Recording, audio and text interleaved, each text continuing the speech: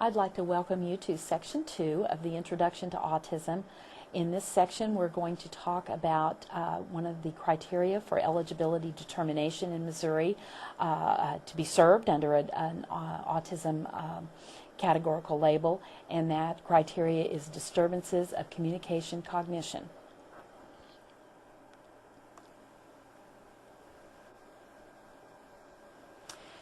Disturbance of speech, language, and nonverbal communication is one of the mandated criteria required to identify a student as eligible to receive services under the categorical disability label of autism.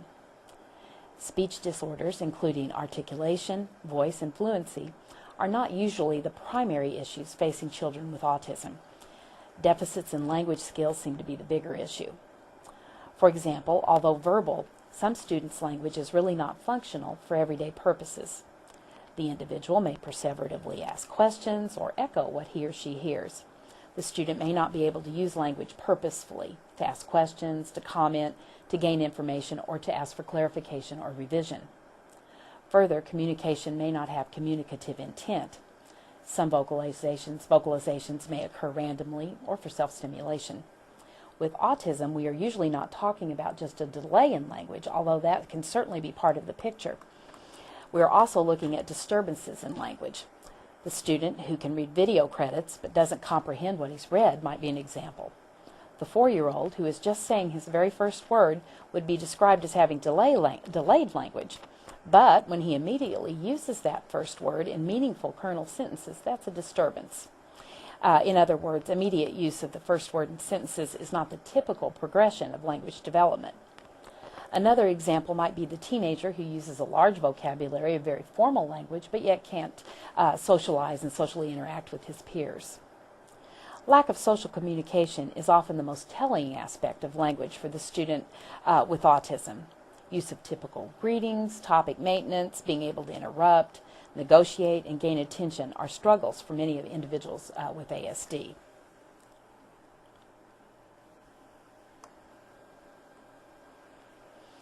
Children with autism sometimes learn language in chunks rather than analytically. This is called Gestalt language learning. Rather than breaking language into smaller units of meaning or morphemes, the child memorizes whole chunks of language. For example, I might ask a child with autism the question, "What would you like for breakfast?" The child answers, "I want Wheaties, the breakfast of champions." I might ask the same question of a child without autism and get the response, "Me wants bowls of cereals." At face value, it may appear the child with autism has better language development. He or she sounds great. In fact, the latter child actually demonstrates the better language development. This child is learning to analyze language. Even though the child's statement is grammatically incorrect, he or she realizes that an S on the end of the word means more than one, and so on.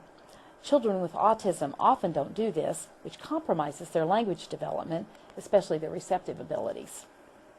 Some children are simply mute. They do not talk. This is rare. Most individuals with autism will verbalize some, even if the verbalizations are not functional. The concern is not so much lack of speech as lack of functional speech. Many students will need support to communicate. This support often includes augmentative and alternative communication, or AAC. AAC takes many forms and can include the use of sign language, pictures, a single message voice output device, a high-tech type of device, or the Picture Exchange Communication System, or PECS.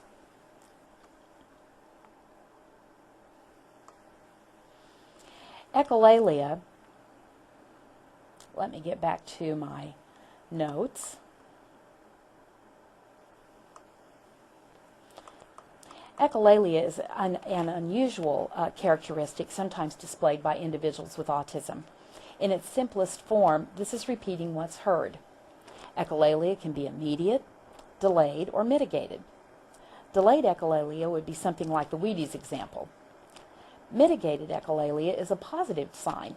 It is echolalia that changes in the repeating. The change indicates the child is analyzing language to some degree.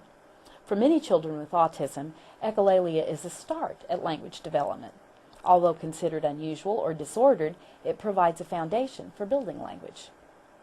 Perseverative speech is persistent repetition of comments or questions which may be both communicative or non-communicative. Perseveration is used among children with autism for several reasons. It may be self-stimulating, or it may provide time for a child to process information. In the case of echolalia, the child may be affirming or checking what is said. But whatever the case, it is important to recognize these non-functional uses of language as a place to start. Organizing the environment, including our own responses, will assist in shaping these types of production into functional language.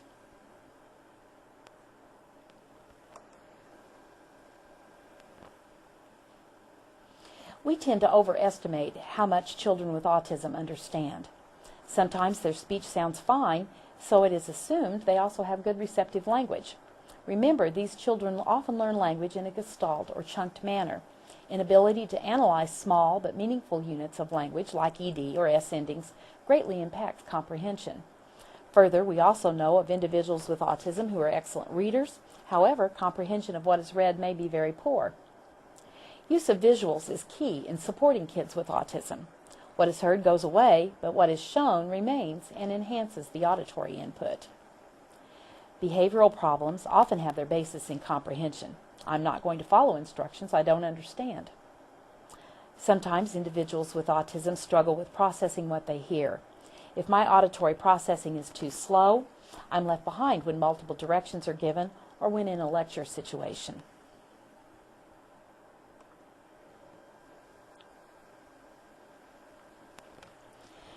Sometimes comprehension occurs not because the child understands language, but because he or she has responded to something else in the environment, like a familiar routine. For example, the teacher says, "Get your hats, coats, homework, line up, be ready for the bus." The child complies because he sees other children doing the same thing. The child may also be responding to environmental cues.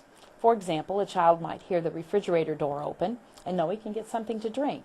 However, the parent may think the child understands her direction to come here and get some milk. Sometimes high priority events signal to a child. For example, Mom says, "John, get your teeth brushed because it's time to go to bed." As she says this, she hands John the toothbrush and toothpaste. John doesn't understand the language, but he knows what to do with the toothbrush and the toothpaste. Other times, a child may be responding to specific elements of a verbalization. We can't go outside because it's raining. The child hears outside and reacts negatively because that's not what's happening.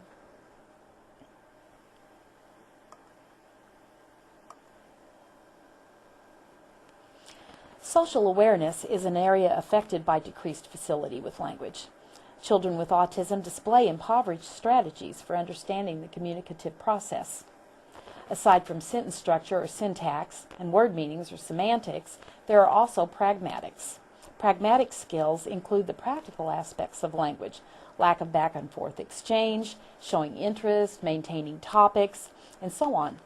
While pragmatic skills are often subtle and can be difficult to test, they can have a huge impact on social communication if deficient. Let's discuss a few of these pragmatic skills.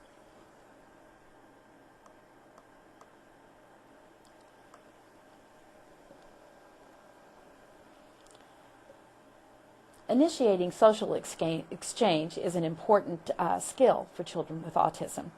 The ability to initiate a communicative exchange is considered to be an important predictor of favorable outcomes among children with autism.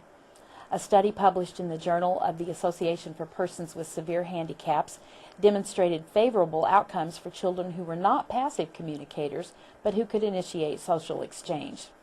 The study suggests that initiation may be a pivotal skill or a behavior that has widespread implications.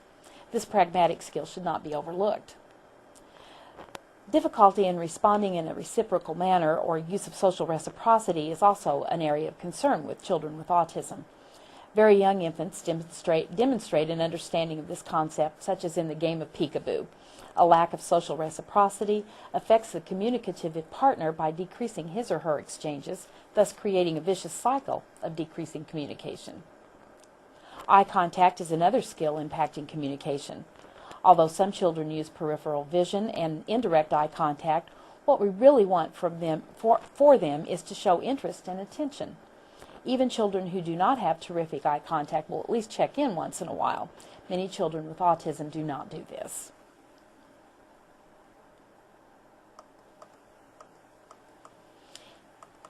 Interpreting facial expression and body language is another area of focus. Interpretation of facial expression can be very difficult for children with autism. Deriving meaning from subtle changes in facial expression is difficult, and even when specifically taught, is not carried over well into the general environment. What is sometimes considered poor behavior is often grounded in misinterpretation of subtle facial cues. The same can be said for body language. Think about how much information we gain from facial expression and body language, and how our understanding of the world would be skewed if we could not interpret these important cues. Proximity, in terms of personal space, attention, and defining the importance of what's said, also has subtle social implications. Children with autism need to learn these cues. They don't just pick them up, as typically developing children do. Gestural language is often impaired in children on the autism spectrum. Although these children will gesture, their use of gestures for regulating others rather than for social communication is usually what happens. A young child might take his parents by the hand and direct them to the refrigerator, but not be able to wave by or point to objects of interest.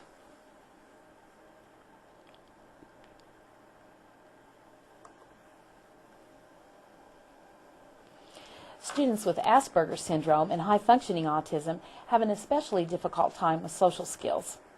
Because they often have excellent expressive language, large vocabularies, and adequate to above adequate academic skills, we expect they also have well-developed social skills. This is just not the case. These students are often very impaired by their social skill deficits. Aside from seeming odd, the lack of social skills impacts ability to live on their own, pursue employment, and have satisfying relationships. Social skill deficits may even lead to problems with the legal system. It is imperative those working with students with social skills needs understand and meet these needs. It's a quality of life issue. Sometimes these higher functioning students are thought not to qualify for special education services. Even though they may do well on standardized tests of language, careful observation will demonstrate the significant deficits common to this population. Remember, autism is behaviorally defined.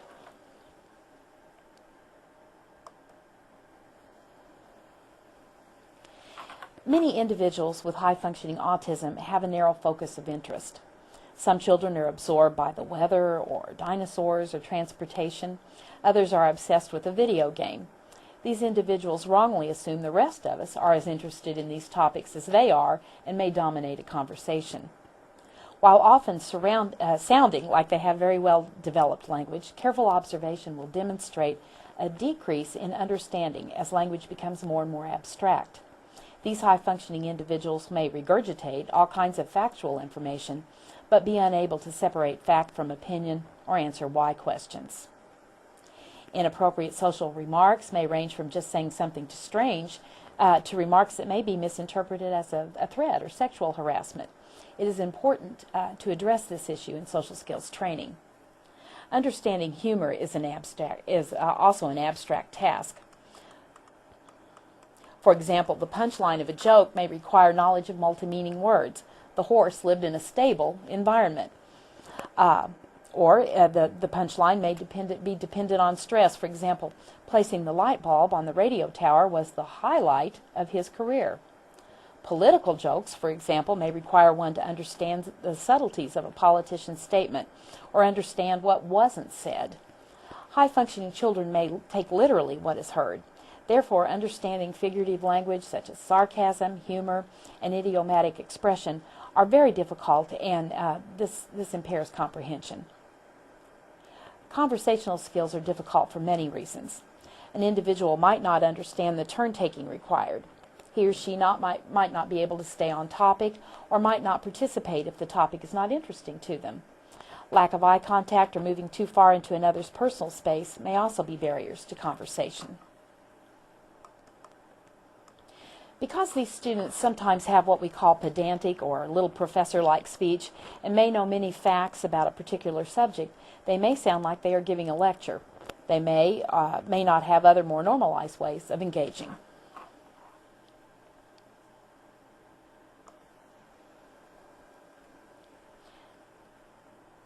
Being taught what to say in certain situations and being able to retrieve that information for functional use are two different things.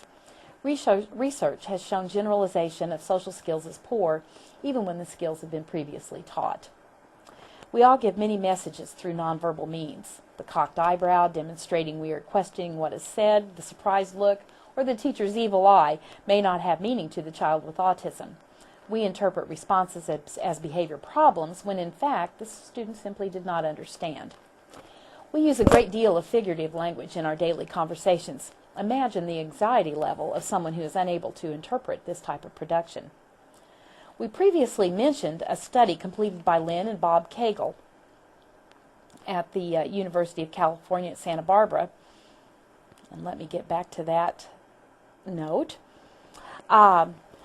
They observed a group of children over time, and eventually these children divided themselves into two groups, one with good outcomes and one with poor outcomes. The Kegels had video of these children and were able to determine the variable distinguishing these two groups, and that variable was the ability to initiate language. The passive communicators had less positive outcomes. Have you ever acted like you were interested in what a friend had to say, but in reality you were bored? You probably valued your friendship and feigned interest. Many individuals with autism don't know how to do this. Chit-chat and small talk don't make much sense either. What we interpret as rude may be in reality just a skills issue. Have you ever wanted to say exactly what you were thinking but were too polite to do so? This skill may be too difficult for a person with autism. In fact, some adults with autism have complained they don't understand why people don't just say what they mean. That may be a lesson for those of us who are neurotypical. You don't talk to your boss in the same way as you address your 3-year-old. Most children don't talk to the principal in the same way they kid around with their friends. This again often eludes students with autism, getting them into trouble. Lack of social skills is probably the biggest roadblock to success for many of our students with autism.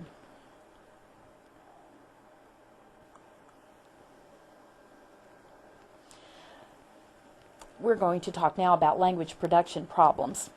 Fluency and rate may be disturbed in some children with autism. They may sound like stuttering, so check carefully as there is a higher occurrence of dyspraxia in children with autism. Dyspraxia is a neurological disorder involving difficulty with motor planning for speech. A great resource for information about dyspraxia is apraxiakids.org, and that's in your notes. Voice quality can be gruff or hoarse, and intonation may be unusual. This varies widely among individuals, and not everyone will demonstrate these language production problems. Sometimes speech is rushed and explosive, or it may be slow and drawn out. Often we hear a monotonous quality with little inflection to indicate meaning. Other times, inflection may be unusual. Inappropriate pitch, too high or too low, may also be a problem. Syllable and word stress may be unusual. Again, you won't see all these difficulties in one person, but language production problems can call attention to the individual and may make him seem to be somewhat bizarre. Poor language production may keep a person from progressing to his or her full potential, and may require remediation directed by a speech-language pathologist. All of these difficulties will not appear in one person, but language production problems call attention to an individual and can cause him to seem different from others. Articulation errors, or speech sound errors, occur at about the same rate as in the typically developing population.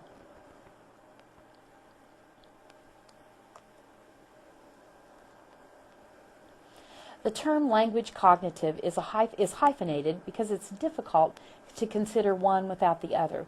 They are intertwined and dependent on each other. When we think about language cognitive problems in person with autism, we consider not just delayed issues, but also disturbed development. Development is uneven and unusual. Vocabulary may be advanced when compared to actual comprehension. There may be areas of significant strengths as well as significant weaknesses. Language may be unusual in its content or presentation. Language development may be out of order.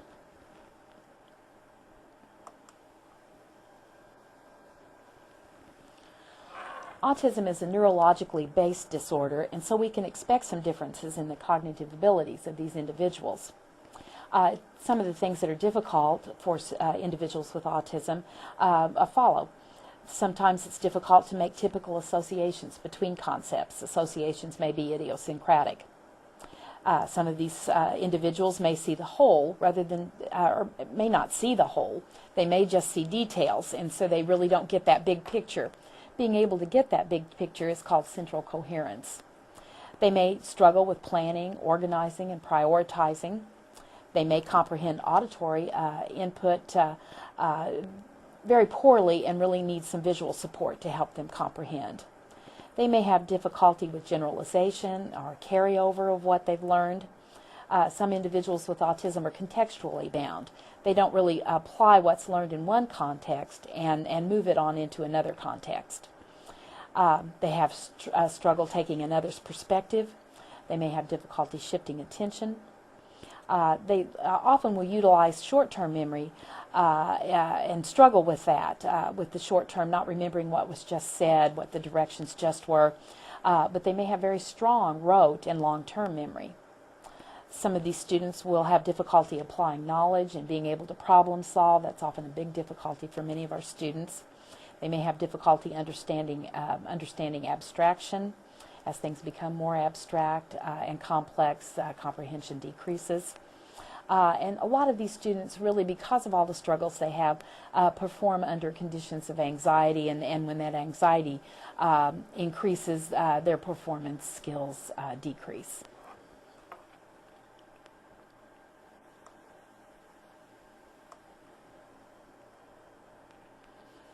Many behavior problems are the result of lack of communication skills. Individuals with autism often communicate to us through their behaviors. The student who has no way to tell us he is sick might hit the person who comes near him. The child who has been given seat work he perceives as too difficult and hasn't developed skills to ask questions may swipe the papers off his desk. The preschooler who wants to engage with the other children in his class but doesn't know how may pinch. Rather than providing a consequence for bad behavior, we need to determine the function or the why of the behavior and teach the child more appropriate ways to communicate his message. This many times involves provision of augmentative and alternative communication, also known as AAC. There are all kinds of AAC devices on the market, and many of these tools can be made easily. For example, all the child who is frustrated by his seat work may need is a 3x5 card with "I need help" written on it. He can display the card, get the assistance he needs, and avoid having to swipe his papers off the table. The preschooler who inappropriately engages with peers may need a simple device with a recorded message, "Play with me." Same function, more appropriate communication. Thinking about behavior as a communication skill points us in the direction of meaningful intervention.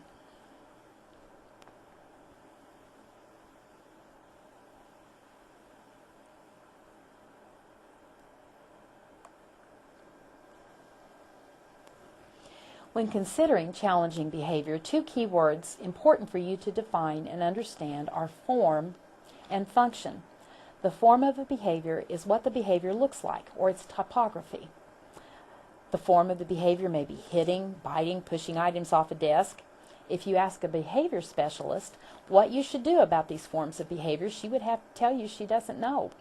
A behavior support plan is tied to the function, not the form of the behavior. The why is more important than the what.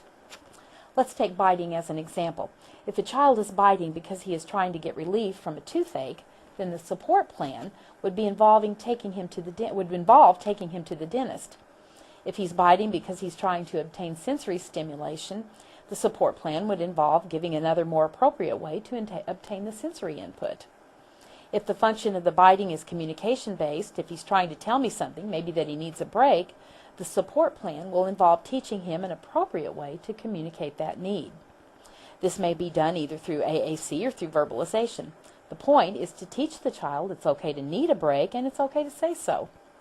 Functional Communication Training, or FCT, is a method for teaching appropriate ways to communicate.